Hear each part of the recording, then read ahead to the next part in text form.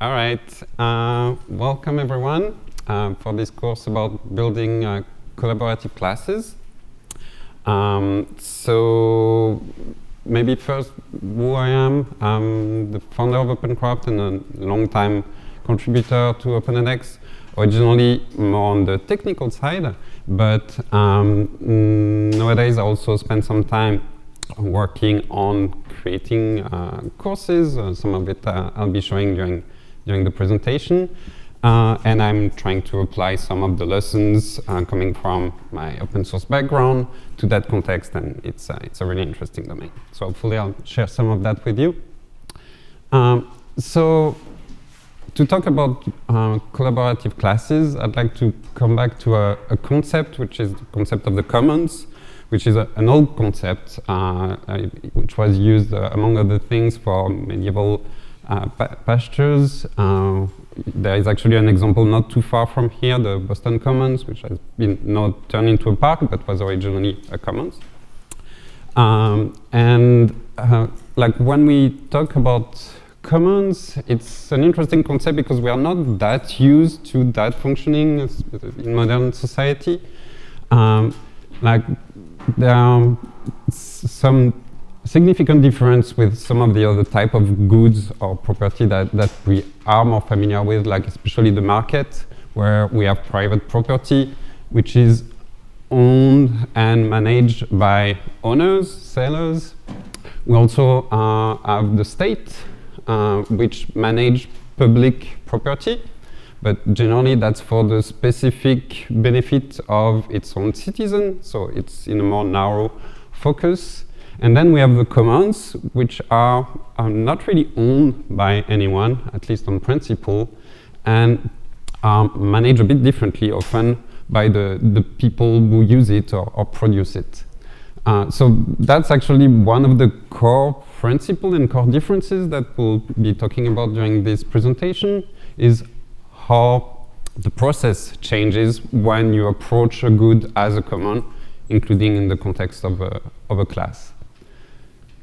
So some other examples of commons, we have, for example, things like street festivals that we might not be thinking about as commons, but which are actually also fitting that definition. They are being managed and produced by the people living in the street. For example, this is from the Barcelona Festa Major, where in different streets, the people who live in that street will decorate it for a week, and that's a competition who has the nicest street. And that's entirely run by the people living there. Another example might be DNA. We share that capital, that common, and manage or don't as a group, as a species. A little bit closer to the topic, science, public knowledge is also a common. It's not from a specific country. It's something that's shared, especially in academical settings. And even closer, maybe a subset of that public knowledge is open source, including things like the OpenEdX project, which is part of that common. That's not really owned by anyone. There is like copyright, but that's not everything about it. And hopefully also some of the courses that are hosted on OpenEdX, which is today something that's a little rarer, and that would be nice to see more often. So I'd like to come back just quickly on that street festival and highlight the fact that, again, the main principle is that people living in that street, people using it, people producing it, will be the main actors and the one will be managing it. We are also familiar with that concept in online courses, because whether the course is collaborative or not, we often give roles to some of the community members. That can be the forum moderator, which will be helping with that, sometimes mentoring. But while those roles are important and valuable, they are not everything, and often we tend to just see the community or the learners as fulfilling those roles. They can be more, and just a bit like proprietary software companies have long underestimated the potential of opening their code, their production, to the users. The same thing applies with courses. By opening that to more people, to the users, you get to open new doors, and that's what we are going to look at. So again, that main concept is to look at learners as co-creators. That's a fundamental shift in the mindset, especially coming sometimes from the academia with the role and stature of the professor. Elevating students to that level can be a little challenging. So that's even more a challenge when we consider that we want the course to keep looking like that. Good content, structured, verified, didactic, everything that we want from a course, and not look like that where everyone just comments for their stuff and nobody cares if that makes a coherent whole.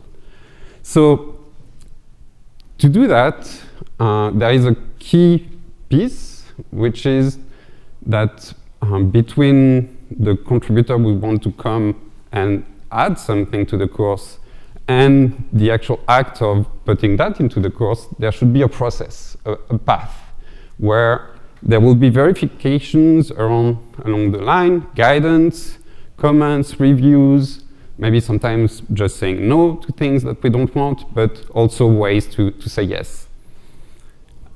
Thankfully, to establish that, we already have a lot of experience and literature that comes especially from the open source world. So there is like one good reference, at least for the technical world, is the book from Carl Fogel, who is actually coming tomorrow to give a lecture that I encourage you to attend. It's really good for that. There are many other resources like that, like the works from Eric Raymond, who has documented the initial steps of open source and free software at the beginnings and how that got structured around the Creative Commons, which are maybe more directly relevant to the type of content that we create. There is a really good book from the Creative Commons that explain that, but there are many others, like if you're interested also in the concept of commons themselves, like the work from David Bollier around things like Commoner is pretty good too.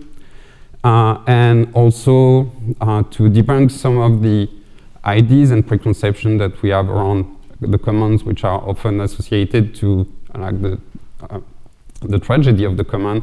I could refer you to the works of Elinor Ostrom, who got the Nobel Prize for kind of debunking that myth, at least in some settings. So what do those works and past experience teach us? There are a number of steps that we find in most good projects that are healthy and are able to create a collaborative environment that we all try to summarize now. So the first one is a pretty obvious one. You have to open the source. So if the students can't access like the source itself, like the content that you're providing, the exercise, and are not able to modify that to make suggestions, obviously there will be very little that they can do. I mean, they can still make suggestions, but it's going to be pretty hindered. So that's generally the first step, and the first one we think about.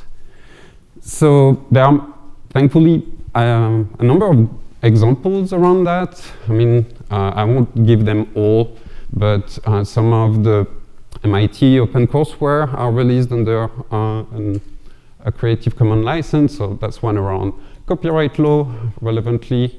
But that's not the only institution. We have also an education course from the University of California. The University of Norway has one around information literacy. Of course, we have more technical ones, given the link with open source. That's not surprising. A lot of them will be coming from that because that's a more culture that already exists in technical environments. So this one is, for example, Python for everybody. which on top of being released, being open source, being contributive, is also like put on different sites, including edX, but also Coursera. So that's also one of the freedom that you get through opening the source, is that you get to adapt it a little bit more. So of course, publishing the source code by itself is not sufficient. You also need to give a bit of rules about what people can do with that source code. So that's where licensing come in. Like I was talking about the commons, Creative Commons are generally a good way to go at that. Placing the content under a Creative Commons license already give a pretty strong signal that you want not only people to reuse it, but potentially contribute to it. To note, of the many Creative Commons license, only the first 3 are actually really considered open source. There are like strong problems with some of the other ones, including especially the non-commercial ones, which limited in case that are often unintended. So I'll refer you to the literature about that. But if you choose a license, preferably pick one of the first 3. To help with that, helpfully in OpenEdX, we have a feature that allows to set a license, especially a Creative Commons license, that when it's set appears at the bottom of every page. So again, that's a good signaling that you're playing that game, you want people to contribute, you're positioning yourself as something collaborative. If you're interested in how to configure, activate it, and etc., I won't go through that right now, but you can use those URLs and give that to your system administrator. Of course, that's, again, not sufficient, because if you just kind of dump the source code on the middle of the road and imagine that people are going to do amazing things with that, usually that's quite a disappointment. So, but that's the first step, and that's a really important step. The second step, as we were talking about before, is to establish a process for contributions, to give a path for those who want to actually take you on your offer and contribute something. So we can look at different examples, but a first one would be FreeCodeCamp, which is a free bootcamp under Creative Commons and also done as a collaborative class. And that uses some of the open source tools for managing the contributions and providing a path, and also for you as an instructor being able to deal with that and make sense of what's being offered. So it's an interesting example also because of its scale. It really matches a lot of the courses that we host on OpenEdX.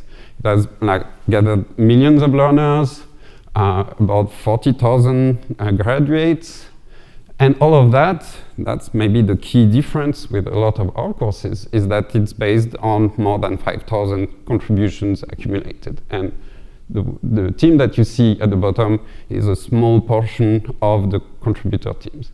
So if that scares you a little bit to have to manage a team like that and make sense of their contribution, that can be completely justified, but those are things that once you have a good contribution process in place, become quite natural. So for FreeCodeCamp, like I said, they use GitHub to host the course content itself. And to give you a bit of an overview, it's not necessarily the tool that you have to use, but that will give you an idea of how those things are being managed and how they can apply to managing course content. So simply the source of the course is stored as text inside the repository, a bit like a code project would be storing it. And then what the main feature that this brings is versioning, which means that every time any change you or any of the contributors will make or want to make to the project will be its own atomic diff or change that you can track all the way back to the very first draft that you did one day to the current version to potentially new future contributions that are being proposed. So the way it presents itself is that here for the list of contributions, that's like all the changes that people, learners or contributors have wanted to submit for consideration by the core staff.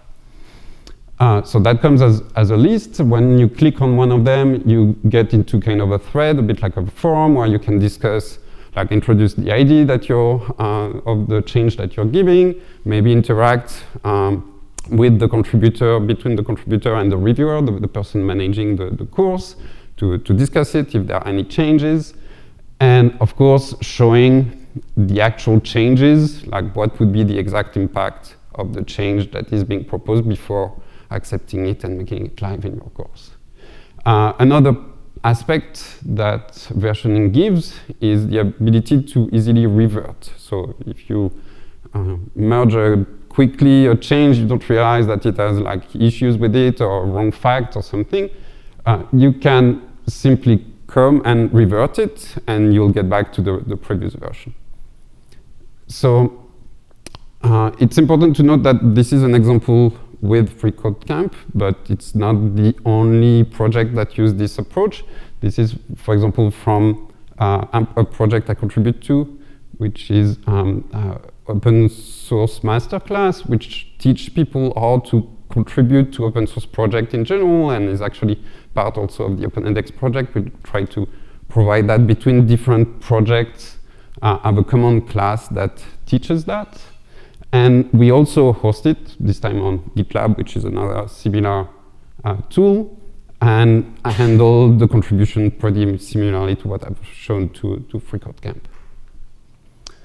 It's also important to note that it's not the only way to manage this. For example, so far we've talked about free moderation. So any change that is being submitted is being reviewed before it becomes part of the course content.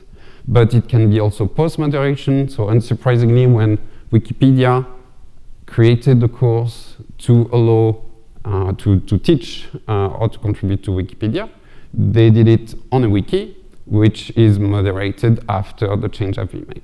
So there are different variations, but the one that I've showed before is usually the most common case. So it's one thing to know how to deal with contribution, how to process them, or to review them, but there needs to be contributions at all in the first place, because when you're going to publish the code of your course, it won't be like overnight magically a lot of contribution coming in. That takes a lot of effort to encourage the contributions and the contributors to come and do it. So there are different things that are important, but one of the most important is to really start early. If you wait for the course to be released, the day where everyone is coming to join the class, it will be pretty much too late at that point, because you will have already a pretty set idea of how you want your course to look like. The students will have missed the chance to be involved in actually elaborating it, in feeding ideas and feeling that they are also some of the original authors of the course. And also you're missing the opportunity to take the time to set up the processes to learn how to deal with contributors progressively. And on the day of the release, when everyone is coming to use it, you'll be already pretty busy with other things. You probably don't want to have to deal with that then. So that's one thing. But then within the course, there are different ways. You can also encourage contribution. A pretty simple and obvious one is to start by just stating that you want people to contribute. That seems dumb, but it's not necessarily obvious for someone coming to a class that it is actually open for contribution, because currently it's more the exception than the rule.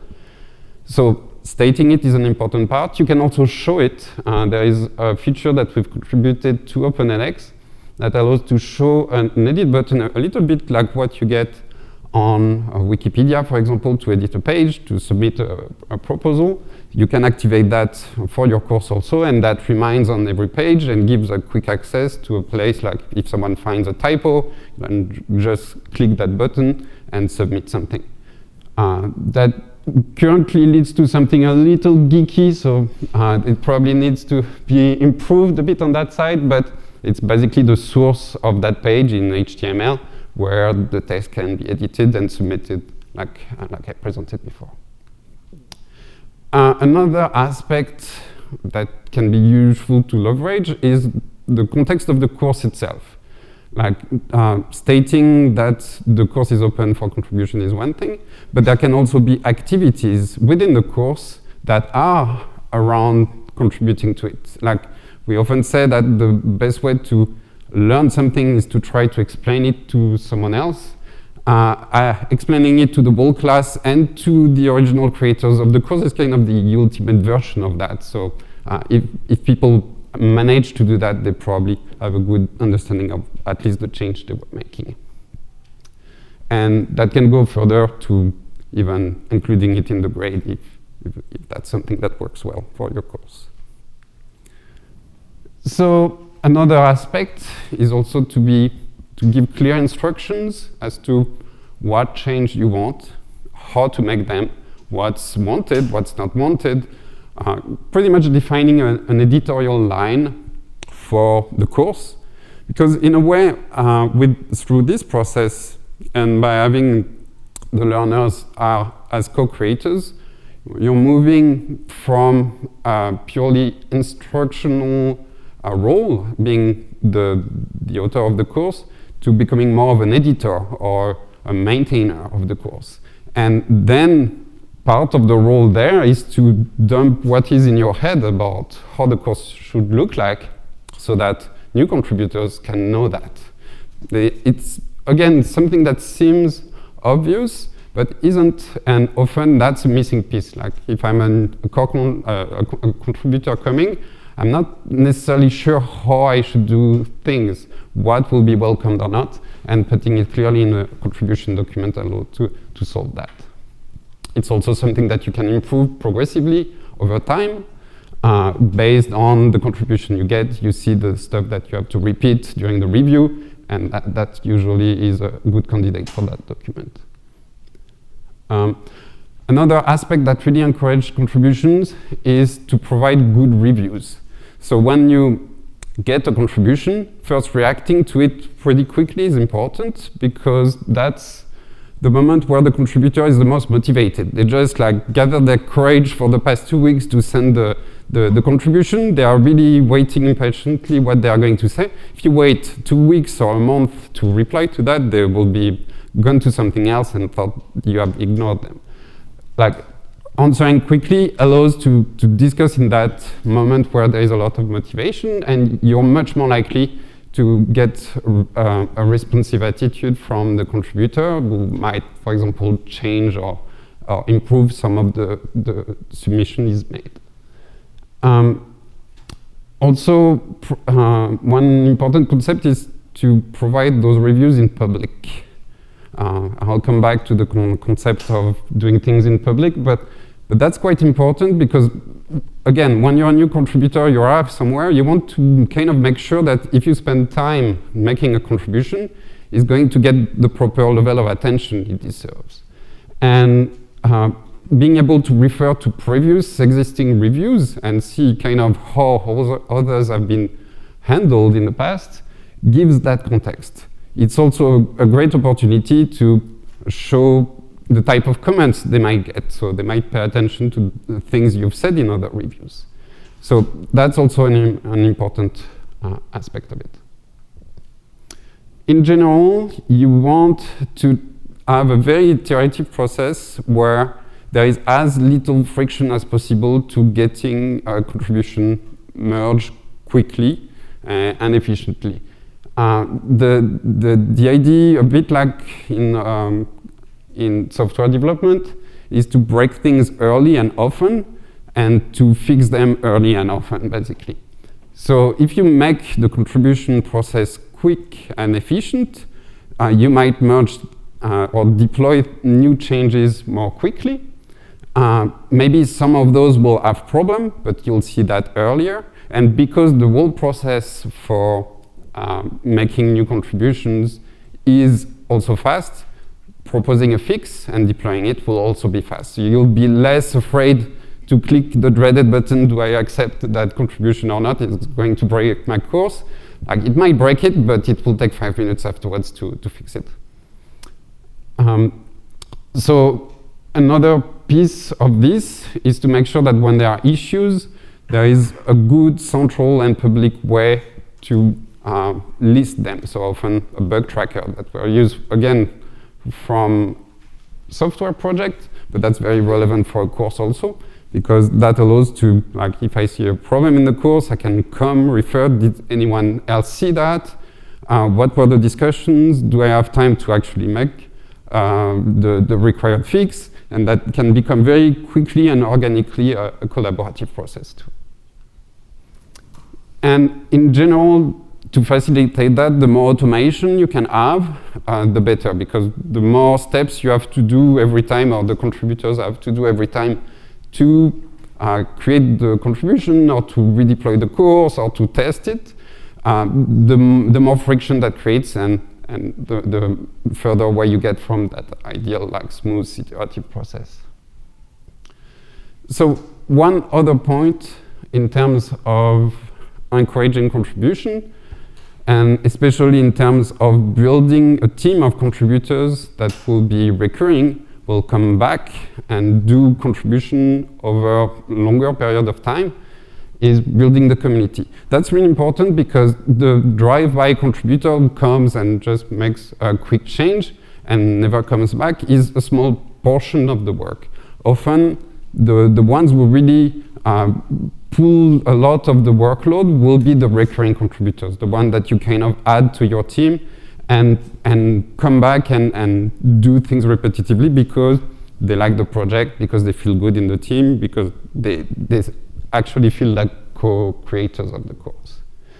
So building a community is like an integral part of every major open source project, but any collaborative project that there is. So this is a picture actually from an OpenEdX conference, because we have a pretty good example of what we get actually when we pay attention to that, the type of atmosphere that it creates. And that's usually a big boost. Like every time, for example, for the conference, every time after that or during that, there is a boost of number of contributions or motivation to do things and change things.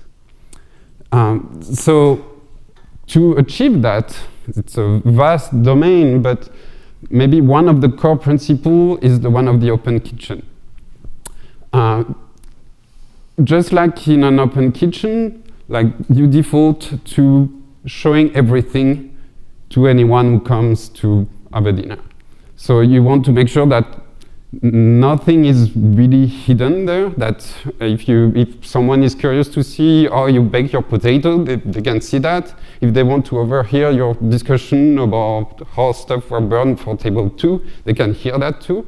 And that's important, because when you just arrive, you don't really have an idea. So if the discussions happen behind closed doors, you're completely cut from that, and there's a lot of context that is a lot harder to gain for the contributor. It's also a good area to interact with the staff. Again, there is no wall, so we can ask questions to the one who just baked our potatoes, ask about the recipe, maybe make a suggestion. Wouldn't the recipe be better like that? I don't know if in an open kitchen they would be really open to that, but on our side, that would be the goal.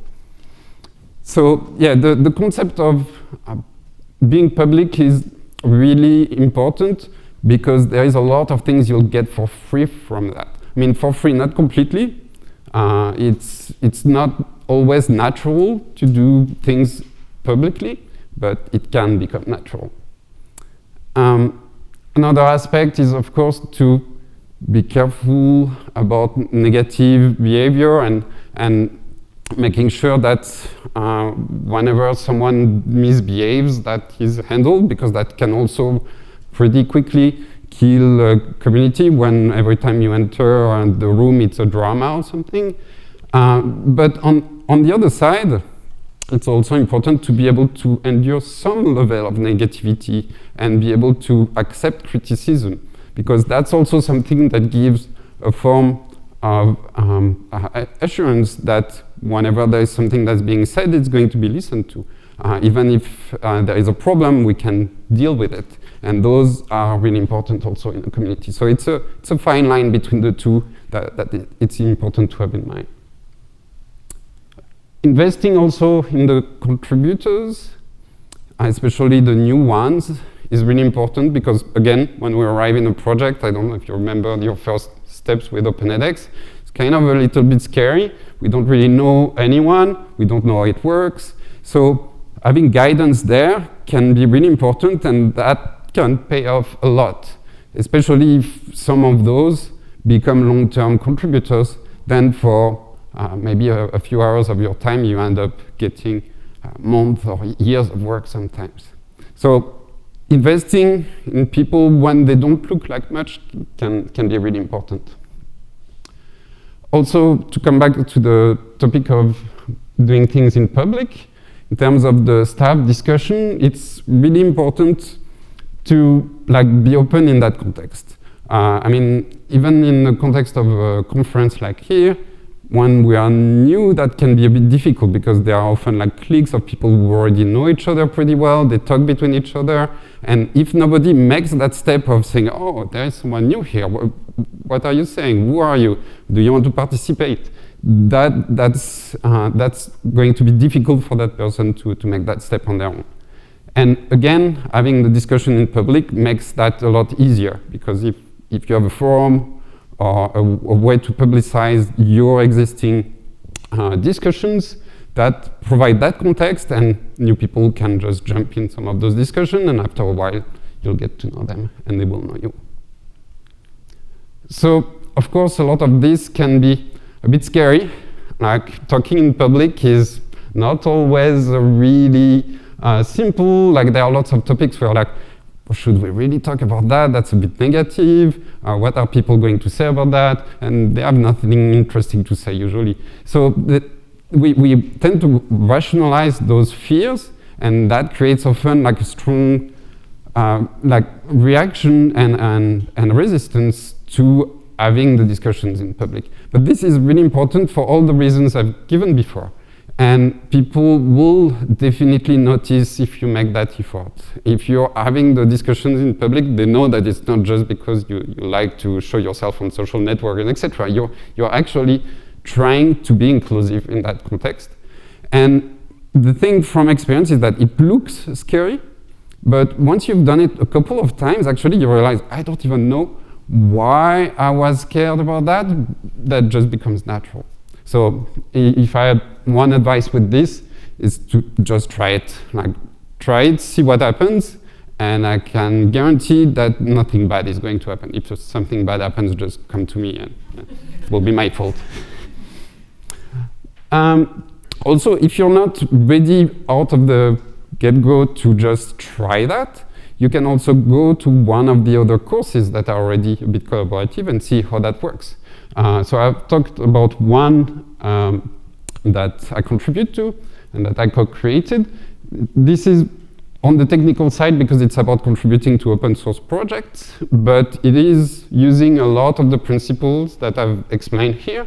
So if you want to see as a learner what it looks like, or even start contributing and see how that goes for you, you're more than welcome to join. And in general, if you want to try to implement some of that with your own course, I'll be really happy to hear about it. If you want advice, have questions, and etc., don't hesitate to write to me. It's really something I care about a lot, so I'll be really happy to help you with that. And by the way, what I've explained about collaboration even applies to those slides. So if you want to collaborate, if you saw I said something dumb in the middle, you can go to that URL, make a suggestion, and I'll integrate it. And I think that's pretty much it. Thank you.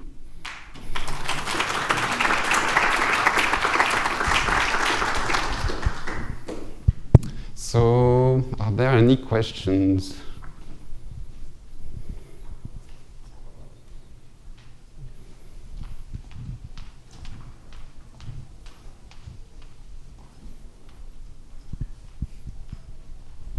Yes, I have a question. So first, I think you use the metaphor of open source and software, and to apply it to courses.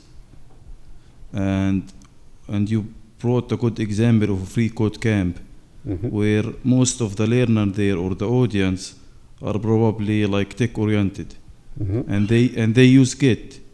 So I think it works good for them because Git is like, technical tool.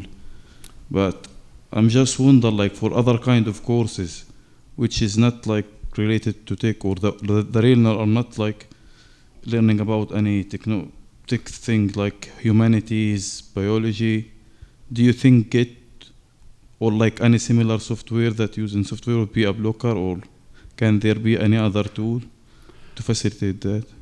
For the tools themselves, for sure, like it comes a lot more naturally in technical circles because people are already used to at least the type of software.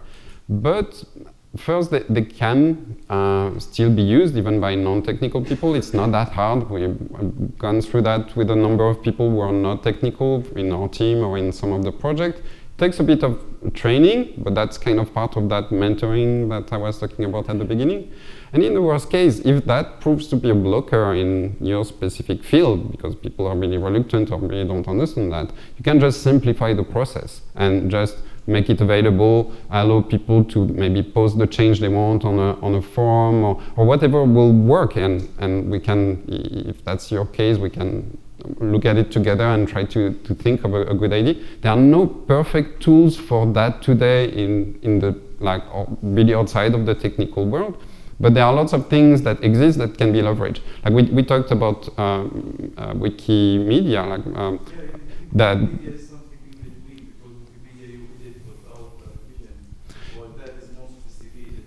Exactly, but you also have wikis that implement pre-moderation. So you could have something a bit in between using that. It really depends on the topic, but I'm generally a big fan of not getting too blocked on the tools themselves.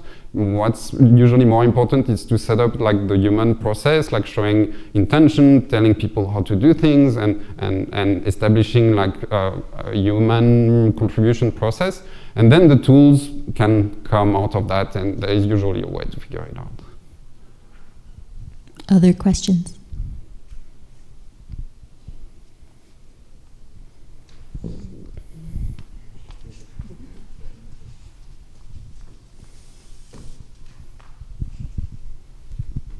I'll wait for the mic so the people in the video can hear me.